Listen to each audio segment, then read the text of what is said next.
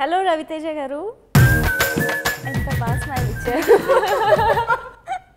Hi Regina, first of all congratulations ఇద్దరికి for success. Thank you. So power unlimited అని title ఏ ముహూర్తాన పెట్టారో కానీ unlimited success, unlimited powerful success వచ్చేసింది మూవీకి.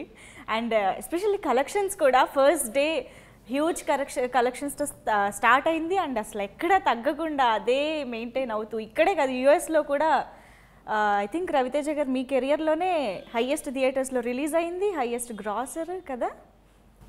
I got a lot of reviews actually.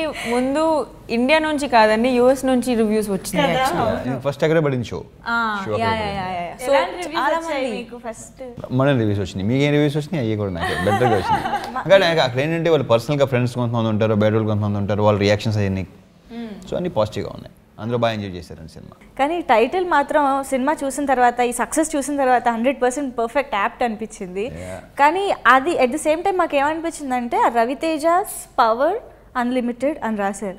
ఆ టైటిల్ పెట్టడానికి కూడా గట్స్ కావాలేమో అనిపించింది. ఎందుకంటే అది మీ పవర్ అని 100% చూపించేస్తున్నారు కదా టైటిల్ ద్వారానే. అంటే గట్స్ కంటే కూడా మా డైరెక్టర్ నమ్మకం.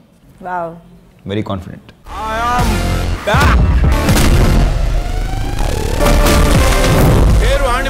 Designation circle inspector, station Bahadurpura.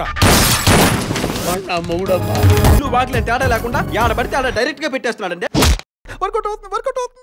And ఆ కాన్ఫిడెన్స్, మీ నమ్మకం ఈరోజు 100% సక్సెస్ అయింది. అండ్ మీ నుంచి 200% పవర్ చూసేసాం మేము.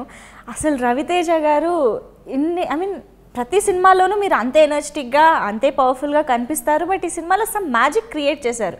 అది ఏంటి మ్యాజిక్ అంటారు? దేనివల్ల కుదిరింది అంటారు చెప్పండి. కొన్ని అలా కుదురుతాయి అంటారు కదా, అది ఎలా కుదిరింది? కుదిరేసింది అంతే. ఎలా కుదిరింది అంటే దానికి ఇంకా దానికి తెలియదు. అన్ని బాగుంటే పర్ఫెక్ట్గా ఉంటే కుదురుతాయి. రీజన్ అని అడగకూడదు. బాగుందా లేదా, ఎంజాయ్ చేస్తున్నారా లేదా. ఏదైనా అటు ఇటు అయితే ఇది ఎందుకు ఆడలేదు అని అనాలిసిస్ చేసుకుంటారు. బాగా చేస్తారు. అది ఆడినప్పుడు ఇది ఎందుకు ఆడింది అని కూడా చేసుకోవాలి కదా, అప్పుడు అవి రిపీట్ చేయొచ్చు. లేదు, ఒకటి మంచి స్క్రిప్ట్, మంచి పర్ఫార్మెన్సెస్, మంచి ఎంటర్టైన్మెంట్, మంచి సాంగ్స్, అందమైన ఇద్దరు అమ్మాయిలు, ఫుల్ పర్ఫెక్ట్ కమర్షియల్ ప్యాకేజ్ ఇది. అప్పుడు ముందు చెప్పాను అదే, తర్వాత ఇప్పుడు రిలీజ్ ముందు చెప్పాను, రిలీజ్ తర్వాత అదే. ఏదైతే ముందు నమ్మామో కాదు, రిలీజ్ ముందు ఏమైతే అదే ఆ రోజు కూడా ఏం చెప్పాను, రిలీజ్ తర్వాత మాట్లాడితే బెటర్. వీ కెన్ టాక్ కరెక్ట్గా. అప్పుడు ముందే మనం ఎక్కువ అందుకే అంటున్నా మాట్లాడకూడదు, సినిమా మాట్లాడిన తర్వాత మనం మాట్లాడితే బెటర్. కానీ సినిమా మాట్లాడిన తర్వాత మాకేం మాట్లాడాలో కూడా అర్థం కావట్లేదు. ఇక సినిమా మాట్లాడిన తర్వాత మనమే మాట్లాడతాం.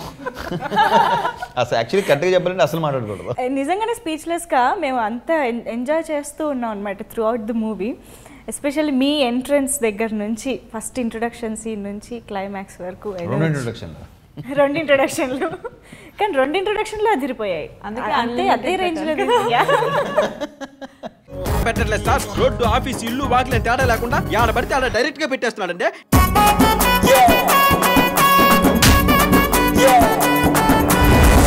ఇప్పటి వరకు అణిగిమణిగున్న ఆణిముత్యాన్ని చూశారు. అక్కిలేరగా తీసే పోలీసు వాడిని చూస్తావా?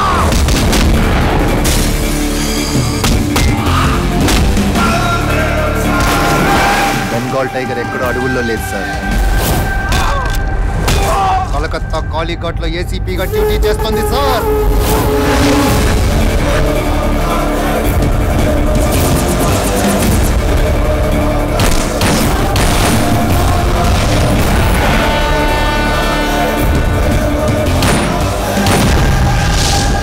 బుల్లెట్ అయినా టాబ్లెట్ అయినా టైంకి ఇవ్వకపోతే రోగం తగ్గదు. So Regina, how did you enjoy the movie while watching for the first time? ఒక ఆడియన్స్ లాగా చూస్తే మీరు ఎలా ఎంజాయ్ చేశారు? యాక్చువల్లీ ఆడియన్స్ కూడా చూసాను మలేషియాలో అండి. ఆడియన్స్ తో కలిసి? అవునండి, మలేషియాలో. అవును. సో ఇన్ఫ్యాక్ట్ చాలా మందికి ఐ కుడెంట్ బిలీవ్ అక్కడ ఒక మంచి తెలుగు ఆడియన్స్ ఉంది. I couldn't believe because Malaysia అంటే తమిళ ఆడియన్స్ ఎక్కువ ఉంటారు. Actually I didn't know Telugu వాళ్ళంత బాగా ఎక్కువ. నేను పిక్చర్ తీసుకుని బాబీ గారికి పంపించండి. So I was really happy. And ఒక కొత్త ఆడియన్స్ కూడా చూడడానికి వాజ్ ఈవెన్ బెటర్, అండ్ వాళ్ళ రియాక్షన్ మలేషియన్ ఆడియన్స్. సో నాకు ఆబ్వియస్లీ నా స్మైల్లోనే తెలిసిపోతుంది కదా. And one more thing I think నేను ఇంకోటి ఏంటంటే తమిళియన్స్ కూడా చూస్తారు సినిమా తెలుగు. అవునండి, అది కూడా ఉంది. సో వాళ్ళు కూడా. సో అయితే మీరు మలేషియన్ ఆడియన్స్ తో కలిసి ఎంజాయ్ చేశారు. రవితేజ గారు మీరు ఎక్కడ కలిసి చూసారు ఆడియన్స్ తో? ఇంకా చూడలేదండి నేను.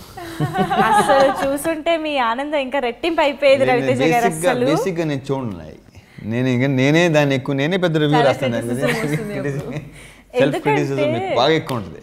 వావ్. ఎందుకంటే థియేటర్లో అందరితో కలిసి చూస్తుంటే ఆ క్లాప్స్ విజిల్స్ ఒక్కో డైలాగ్ కి వెళ్దాం థియేటర్కి వెళ్దాం. నేను బాబీ అనుకున్నాం మనం సరదాగా ఒకసారి వెళ్దామని. నిజంగా. చూసేస్తాం. బట్ మీరు స్క్రిప్ట్ విన్నప్పుడు ఇంత రెస్పాన్స్, ఇంత విజిల్స్, ఇంత క్లాప్స్ ఇదంతా ఎక్స్పెక్ట్ చేశారా, లేదా మీరు ఎక్స్పెక్ట్ చేసిన దానికి డబుల్ వచ్చింది అనుకుంటున్నారా? మంచి స్క్రిప్ట్ అని మాత్రం అనుకున్నా. సినిమా బాగుంటుందని అనుకున్నాను. ఎక్స్పెక్ట్ చేసాం. బట్ అఫ్ కోర్స్ ఎక్స్పెక్ట్ చేసిన దానికంటేనే డెఫినెట్గా. ఇప్పుడు ఒక తను Bobby first time and first ఏంటంటే ఫస్ట్ టైం చేసే వాళ్ళకి ఏంటంటే వాళ్ళు ఒక కసి ఉంటుంది, డిటర్మినేషన్ తను చెప్పినట్టు. అది బాగా కనిపించింది తనలో. అండ్ తర్వాత మంచి క్లారిటీతో ఉన్నాడు. నాకు బేసిక్గా క్లారిటీతో ఉన్నాడంటే నాకు చాలా ఇష్టం. నేను ఎక్కువ వాటికి ఇంప్రెస్ అవుతాను. సో అది నచ్చింది నాకు బాగా. ఎక్స్పెక్ట్ చేసిందే మామూలుగా, ఇది ఎక్స్పెక్ట్ చేసిన దానికంటే బాగుంది అన్నీ కాదు కానీ అవన్నీ మామూలు పదాలు ఇవన్నీ. అందులో మామూలు ఎందుకు అవుతాయి రవితేజ గారు? మామూలుగానే మనం కొన్ని ఒక విధంగా ఇప్పుడు ఎలా ఉంటుందంటే చాలా మంది హిట్ అయితే ఒకలాగా, ఫ్లాప్ అయితే ఒకలాగా ఉంటుంది. మీరు అలా ఉండరని అందరికి తెలిసిందే కదా. సో అందుకే చెప్పాను ముందు నేను అసలు ఎక్కువ మాట్లాడినది. అఫ్ కోర్స్ తను ఇందేమో చాలాసార్లు చెప్పాను. తను బాబీ వర్క్ మొత్తం తన వర్క్, తను చేసిన పని, తన పని తను ఎక్స్పెక్ట్ చేసిన దానికంటే ఎక్కువ చేశాడు.